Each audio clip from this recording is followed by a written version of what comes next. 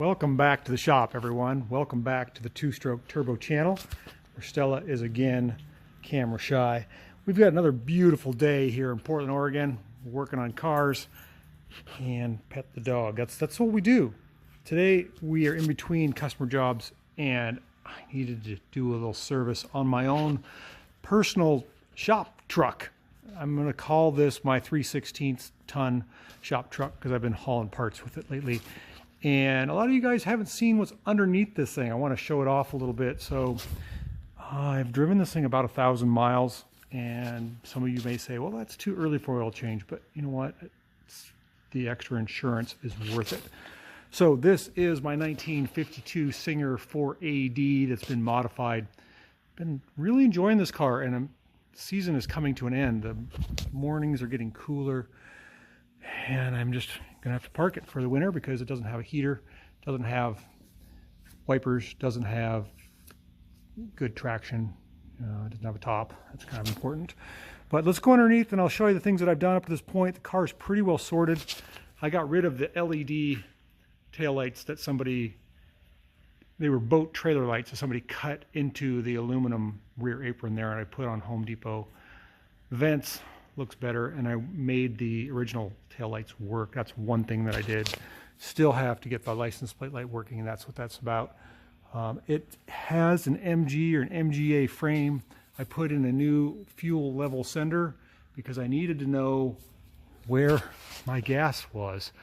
I replaced the broken U-bolts with some tighter ones. The rear axle was flopping around, and because the rear axle was flopping around, it created a problem with the U-joints and the yokes. So those all got replaced with new greasable ones. You can see they're balanced. There's a weight on the drive line there. That was $600. New brakes in the rear. We still have an axle oil leak here that's active, I see. Even though I replaced the axle oil seal, I don't know what's up with that, but this rear end is out of a Singer saloon. You can see the shock mounts here, and the original Armstrong shocks are still retained on the car. I put in all new brake lines, stainless steel, makes the car stop better. We have a Cherry Bomb exhaust, almost a 3-foot long one. That's the only muffler we have for the car. The engine and the transmission are Volvo. This is a Volvo 4-speed box behind a Volvo B18 or P18 engine, and we're changing the oil right now. This is an MGA frame. I don't know if you can tell, but there's grease zerks to zerk the trunnions, and you got to keep those greased up. It has coil suspension and rack and pinion steering, which is actually very, very nice. You can see the rack right here, and there's a grease zerk for the rack right in front of the Volvo engine. This car has been doing me really well. It's been great. I haven't had any issues with it. Tires are still good, lots of tread. They're basically Volkswagen tires. 165 70 15s. I'm going to hook up the driving lights now that we got a good alternator and a good battery. You can see I've got my grease gun attached here. Just have it set there for a second. I just want to make sure those joints don't go dry because I don't know where I'm going to get new ones. Drum brakes. These are the original Singer front brakes in the car, and they seem to stop fine. I put on a Wilwood master cylinder. It's a little smaller, so it has good proportioning. A new Volvo Slave cylinder there. Clutch is recent. Starter, I think I replaced the starter, I can't remember. Cleaned up the engine, remounted, relocated the alternator. I'll show you that when I get to the top side. It does have a header on it, an exhaust header, and oversized carburetors. 2 Weber DCOEs that are 45 millimeters a piece. Way too much carburetor, but whatever, it runs fine. Finally got those sorted out. So I wanted to give you an undercarriage perspective of what's going on with the car. The gas tank is only 6 gallons, so I do have to fill it up quite often, but it runs great. It's been super reliable. Everybody loves it, and it's the perfect time of year with our Portland fall weather. It's about 55 in the morning and 75 to 80 during the day. It's cold in the morning, but boy, is it nice in the afternoon. So let's get it down, and I'll show you a few more things just in case you've forgotten. Okay, so we have our Singer down on the ground after being on the lift, and we have a AGM glass mat battery with way too much power, 1,000 cold cranking amps. We've got 2 DCOE carburetors that are, uh-oh, got a call coming in. Well, I thought I had a call coming in. Sorry about that. So 2 45 millimeter DCOE carburetors that are real Webers, way too much carburetor. They need extensions or bells or velocity stacks to make them even work better, but I don't really like them sticking out. I don't know how I'm going to filter them. I might work on that. I put a heat shield down there to block the header heat from the carburetors. It made a huge difference. They run so much better.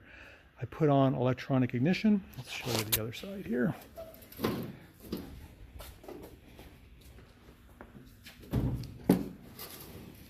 Pertronix electronic ignition. You can see I've got 2 wires coming out of the distributor. New spark plugs with extended reach to increase the compression just a little bit. A little tiny mini frame alternator that kicks out a ton of power. It's awesome. And then of course Wilwood, my own custom fabricated pedal box that I made from 2 Wilwood master cylinders, both of them being 5/8 or 0.625. So good sharp brakes and good clutch operation. This car is really turned out nice. When did I change the oil last? Okay, so I've changed the oil about every 6 months, it looks like, in the summertime. It's really a fun car, and I don't know, kind of thinking about putting it on the market because I'm not going to be able to enjoy it this winter, and I'm sure I'm going to find something else. So if anyone's interested, hit me up. It's a really fun car, and it's extremely reliable. It doesn't have a lot of creature comforts inside. Surprisingly comfortable seats. I never thought those would be comfortable at all. They're just dune buggy fiberglass shell bucket seats with a thin liner. I tried putting more. Oh, hey, hang on just a second. Hey, we were really interrupted by a customer, but that's okay. That's what makes the shop go around. I grease the wheels, pet the dog. I totally forgot where we were on this Singer. Oh yeah, that's right, the Singer. So we got all the gauges working except the needle fell off the vacuum gauge. Everything else seems to work, and it runs pretty darn good. Should put some oil in it and show you. Should take you for a drive. It's really fun. So speaking of oil, I like to use 2050 oil. It has all the minerals and deposits that this old P1800 needs. I actually don't know what originally is qualified, probably 1040, but I put in 2050 because this thing gets hot and I rev it hard and I want it to survive. And I don't want to overflow my valve cover. It's got aluminum thin valve cover on there. I did that once before. I'm not going to do it again.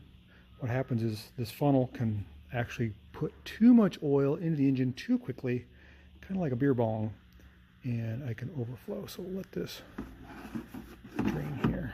But this has been a great car, like I say, and probably end up keeping it. But the British field meet's coming up, and I think the end of the season is going to come before we know it. And gosh, it'd just be a darn waste to put this thing under a cover for the whole winter. It's so much fun. Okay, so we got our almost 5 quarts of 2050 back in our B18. Make sure that's on there tight. Engine's nice and clean. As you can see, it's got the original Singer radiator, which actually works pretty well.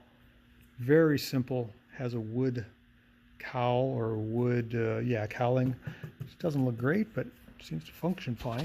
So we got oil in the engine with a nice new Wix filter that has a check valve. I always like that. Let's see if it starts up. Let's see if we can build some oil pressure, shall we? Okay, there's our oil pressure gauge there. And let's see if we can crank it over here a little bit. I'm going to just put in neutral. Pull the choke.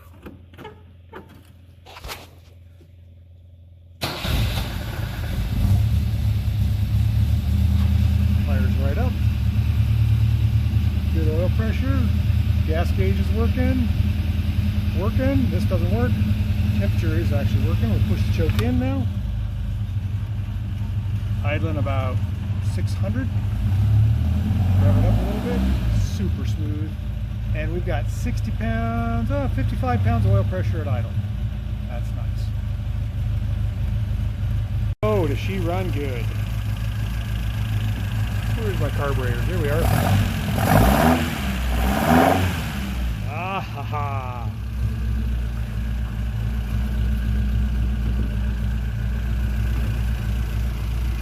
There we are.